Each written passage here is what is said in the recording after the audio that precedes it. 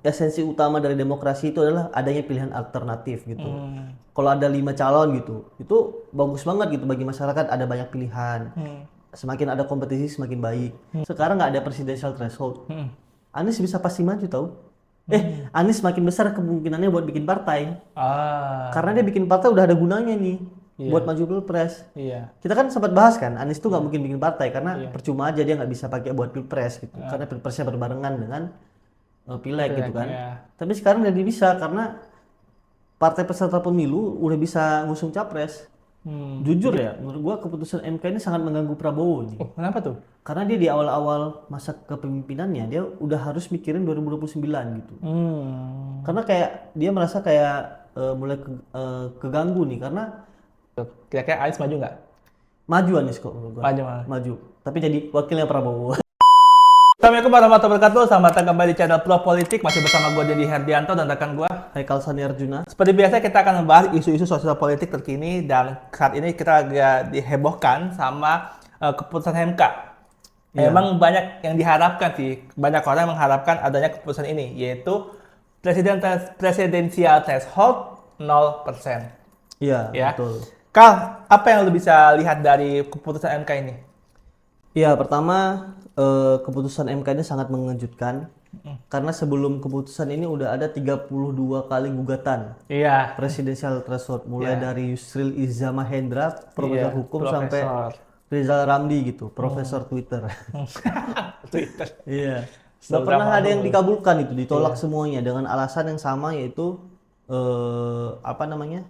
Open legal policy. Apa negosiasi? Tiba-tiba ada 4 orang mahasiswa yang masih kuliah gugat diterima gitu kan. Iya. Semua orang kaget gitu karena apa namanya ya?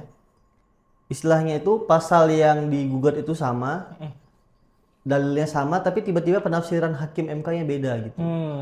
Makanya banyak yang menilai kalau ini syarat akan motif politiknya Motif politik ya. daripada motif hukumnya gitu. Iya. Ini menarik ya. Kita jadi teringat dengan keputusan 90 ya.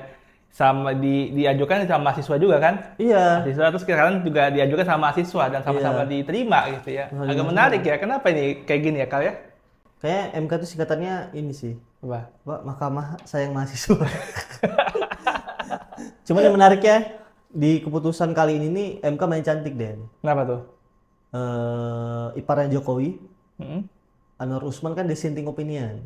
Hmm. Cuci tangan. Oh, Cuci dissenting ya. tangan. Sama ada juga yang bilang kalau apa ya, keputusan MK ini adalah pertanda kalau Jokowi nggak pengen Kim Plus ini meninggalkan dia gitu. Oh. Karena ketika masih ada presidensial threshold ini, Gibran bisa dipastikan nggak bisa nyalon di pemilu 2029. Sehingga kartunya Jokowi dan Gibran, keluarga Jokowi Solo ini udah mati gitu. Tapi ketika presidensial threshold ini diubah jadi 0%, kartu Gibran dan Jokowi keluarga Solo ini hidup lagi gitu. Karena Gibran udah pasti bisa nyalon dengan partai apapun gitu. Bahkan dengan PSI pun bisa nyalon gitu. Iya. Jadi ada faktor-faktor konflik di internal Kim Plus juga ini. Gitu. Iya, memang kalau kita sebenarnya kan kita berharap PT 0% kan udah lama ya. Dalam artian harapan untuk kemudian MK menggolkan PT 0% kan jauh sebelum Pilpres ya. Sudah Jauh. diajukan ya, gitu. Kemudian ditolak dengan berbagai macam alasan, dengan bahkan orang-orang yang punya kompetensi pun kemudian tidak dihiraukan ya sama MK ya, Iya. tetap ditolak gitu ya. Dengan kompetensi yang bisa dibilang punya apa? Legal standing ya. Legal standing kemudian ditolak juga kan gitu. Dan ini kemudian diterima. Kan seakan-akan kita punya apa namanya intuisi politik ya ini buat kepentingan anak mahkota ya. Iya. Ya si Gibran ya. Karena kalau kita lihat ya, penurunan parliamentary threshold-nya untuk pilkada kemarin yang dari 20 jadi 7,5%, itu sebenarnya buat agar Kaisang bisa maju pilgub DKI sebenarnya. Karena kan gue udah bilang kan, syarat minimal yang 7,5% kursi DPRD itu jumlah kursi PSI di Jakarta itu. Iya. Kursi PSI kan 8 kursi. Iya. 8 kursi itu 7,5%. 7,5% iya. Cuman nggak tahu kenapa Kaisang nggak jadi maju. Ah, Makanya kan Ridwan Kamil kalah kan di Jakarta kan. Mungkin iya. Jokowi juga nggak sepenuhnya hati gitu menangkan Ridwan Kamil karena kok anak gua nggak jadi wagubnya gitu. Menurut lu bakal ada yang ngebantah ada yang bakal ngajuin lagi nggak terkait dengan semacam ngajuin judicial review yang lain bahwa jangan 0%, dinaikin lagi lah minimal Oh, nggak 7. bisa. Nggak bisa Keputusan ya? MK kan udah final Final. and binding kan, Oh. final dan mengikat gitu. Oke. Bahkan juga kayaknya DPR tuh nggak bisa tuh Nggak bisa juga ya. ngubah jadi 20% lagi gitu, karena udah final and binding kan, binding jadi binding, final dan mengikat gitu. Hmm. Paling yang bisa DPR lakukan adalah ngubah undang-undang MK gitu. MK jangan banyak kerjaan lah gitu. Gitu. Iya berarti emang nggak bisa lagi ya, itu udah final ya? Udah 0% final. ya. Sebenarnya secara makro ya, secara umum gitu sebenarnya sangat baik ya keputusan ini gitu. Sangat menguntungkan karena kita nggak ada polarisasi lagi, pilihan yang tersedia banyak gitu. Kita nggak dapat orang pilihan yang itu aja gitu. Bayangin gitu semua partai bisa nyalon kan, kalau ada 10 calon kan kita seneng gitu, ada 100 jubir itu. Bisa kita undang dari satu. Main ada jatah satu lah. Iya gitu. Iya. Oke. 10 ya, kan pernah ada di beberapa negara yang kemudian 0% dan akhirnya jumlah calonnya itu ada 10 ya. 10 kandidat lah. Itu banyak banget gitu. Gue lupa negara apa ya yang punya 10 kandidat. Pokoknya artinya di tahun 2029 nanti kita akan keberlimpahan calon. Semoga, Seperti itu ya. Semoga ya. Kalau nggak ada mungkin mahar-mahar politik tukar tambah yang gimana-gimana ya. Karena kan pasti nanti akan ada rasionalitas ya terkait dengan calon yang mau dimajukan, kemudian bahan bakar politiknya pakai siapa aja nih, ya kan, bahan bakar buat kampanye dan kawan-kawan itu kan ada tukar tambah juga ya. Cuma paling enggak dengan ini kita bisa menutup barrier terkait dengan orang-orang yang nggak punya tanda kutip keistimewaan dengan partai, dia masih bisa maju ya gitu. Tapi dengan banyaknya atau beragamnya jumlah orang yang bakal maju, ini bakal jadi menurut lu ini menjadi bahan demokrasi yang baik atau malah tidak gitu? Justru sangat baik ya, karena esensi utama dari demokrasi itu adalah adanya pilihan alternatif gitu. Kalau ada 5 calon gitu, itu bagus banget gitu bagi masyarakat, ada banyak pilihan. Semakin ada kompetisi semakin baik. Dulu gue ingat banget itu waktu awal-awal ada pilkada di Aceh pasca perdamaian itu. Itu di kampung gue tuh calon bupatinya ada 10 Den. Ada 10. Ada 10 calon bupati karena untuk maju independen cuma butuh 3% KTP gitu. Itu sangat seru gitu. Dan makin banyak, menurut gue sih makin banyak calon makin mengurangi ini ya dampak-dampak buruk dari pilpres itu sendiri gitu, kayak intimidasi, polarisasi gitu. Sama juga ketika ini ya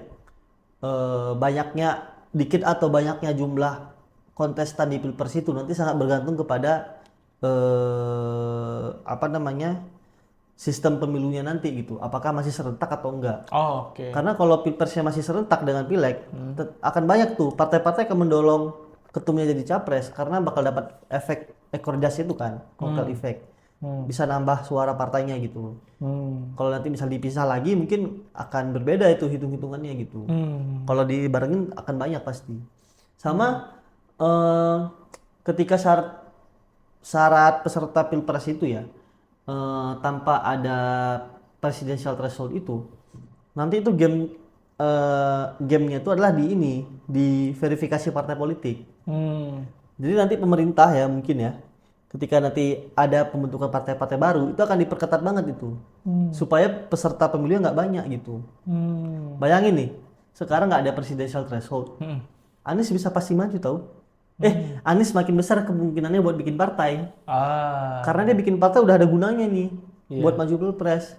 Kita kan sempat bahas kan, Anies tuh nggak mungkin bikin partai karena percuma aja dia nggak bisa pakai buat pilpres gitu. Karena pilpresnya berbarengan dengan pileg gitu kan. Tapi sekarang jadi bisa karena partai peserta pemilu udah bisa ngusung capres. Jadi makin besar nih Anies kemungkinan bikin partai. Jadi apa? Judul itu. Anies bikin partai. Nanti paling yang diperketat itu adalah verifikasi partainya gitu. Kalau sekarang ini kan 100% di tingkat provinsi, 75% di tingkat kabupaten kota, 50% di tingkat kecamatan kan, kantor partainya gitu. Mungkin akan diperketat itu nanti. Bagaimana dengan biaya kampanye? Maksud gua dengan 10, misalkan katakanlah 10 ya, 10 kemudian kandidat, dia kan pasti akan bertengkar tanda kutip bertengkar untuk kemudian lebih sering dapat exposure ke Iya. publik kan. Artinya dia bakal jor-joran. Mungkin kalau cuma 3 kontestan ya paling nggak top of mind orang udah dapat ketiga itu ya. Gampang lah diinget lah 3 kontestan. Tapi kalau Iya. 10 kan orang mungkin nggak akan inget 10 mungkin ya. Atau juga Iya. nggak akan tiba-tiba dia inget kalau disuruh baca capres ada siapa aja A B C D. Mungkin akan tiga apa? Dia akan memperebutkan 3 posisi pertama dalam artian di otak masyarakat ya. Gitu. Jadi kan katakanlah ada 10 kontestan.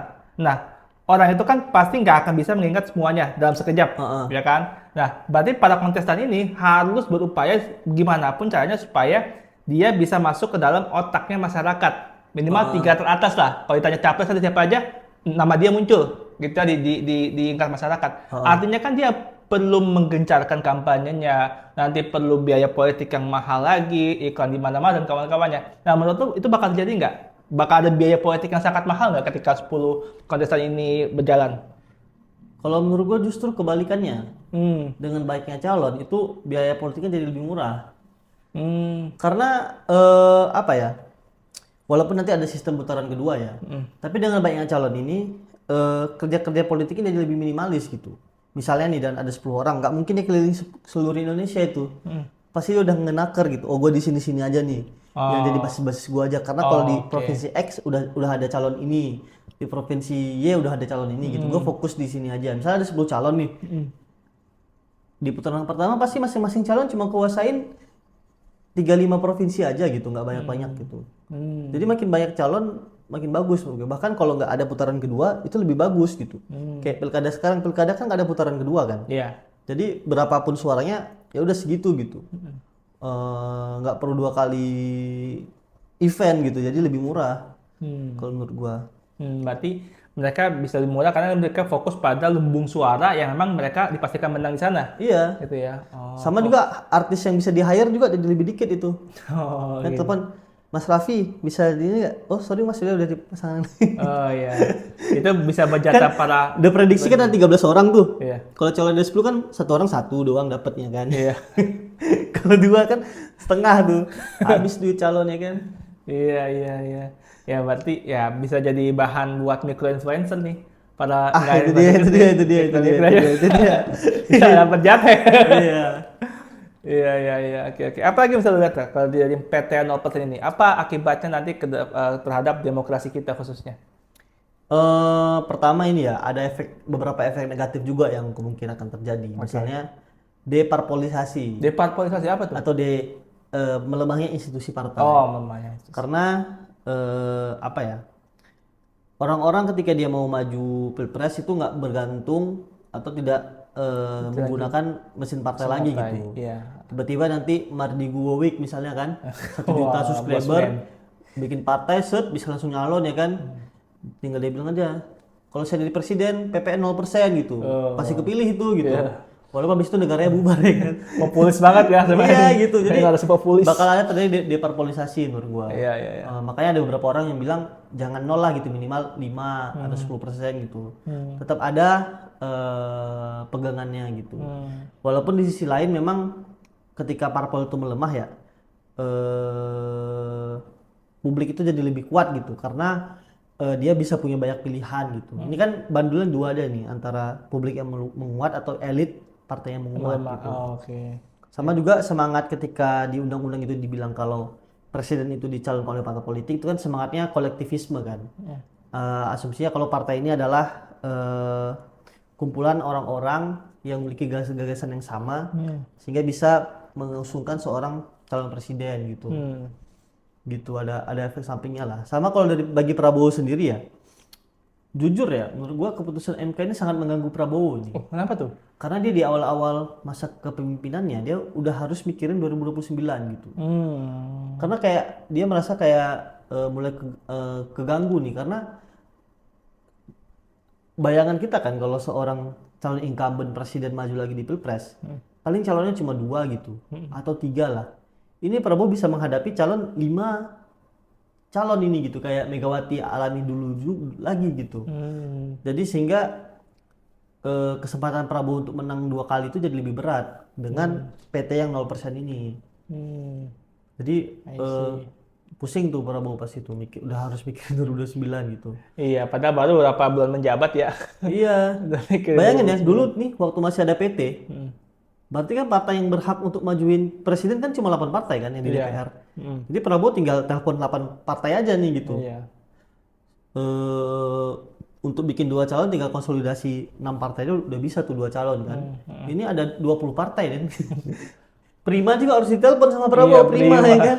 Pak Agus Jabo ya. Agus Jabo gimana ini, jangan maju dong, dukung saya aja gitu. Iya, iya. Konsolidasi partainya bakal makin berat ya. Lebih berat. Iya, iya, iya. Iya. Ya, ini emang plus minus ya jadinya ya. Plus minus. PT 00 plus minus ya. Cuman ya ini nanti kita coba lihat aja bagaimana ke depan ya. Iya. Tentu kita bisa nakal bahwa idealnya sih ya secara logikanya harusnya banyak calon ya. Banyak calon. Harusnya banyak calon. Cuma nggak tahu nih 2029 nanti kan namanya politik nggak ada yang tahu ya. Iya. Waktu ketambahnya ya.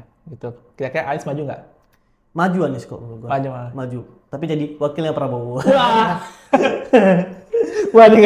Wakilnya Prabowo aja Mas Anies. Wah, wakilnya Prabowo. Ya, lawan aja Gibran itu Gibran. Oh, Iya. berarti 2029 Prabowo Anies. Prabowo Anies. Oh. Allahu Akbar. Benar Anies kayak gini. Tahu loh. nggak asumsi gue kemarin ya kenapa Kaisang nggak jadi maju? Kenapa? Karena Anies nggak mau. Oh, Padahal Anies Kaisang itu udah bisa maju tuh pakai PSI. Cuma Aniesnya nggak mau. iya, iya, iya. Karena Anies pernah bilang ada tawaran nih Anies Kaisang, setuju nggak? Aniesnya nggak mau kayaknya. Oh, iya, menarik. Oke, Kak, ada lagi, Kak? Ini ya menurut gua terakhir ya, putusan MK ini yang mengubah PT ini adalah momen kita untuk merekonstruksi sistem pemilu gitu. Jadi kalau bisa sih gagasan itu lebih makro lah, jangan cuma mikro aja ngomongin persen-persenan ini gitu. Kan nanti kan DPR mau ubah undang-undang pilkada sama pemilu kan.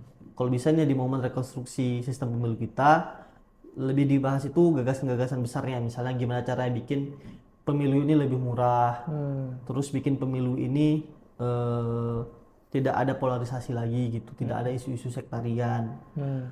Jadi pure untuk perbaikan sistem pemilu gitu, bukan hanya untuk ngomongin pemilu 5 tahun yang akan datang lagi. Itu aja sih kalau menurut gua. Oke, teman-teman, pembicaraan kita terkait dengan keputusan MK terkait 0%, kita diskusikan, kalian simpulkan bagaimana kemudian hasil dari keputusan MK ini. Kalau teman-teman punya pendapat lain, bisa juga share di kolom komen ya, bagaimana pendapat kalian terkait dengan keputusan MK terhadap PT 0% ini.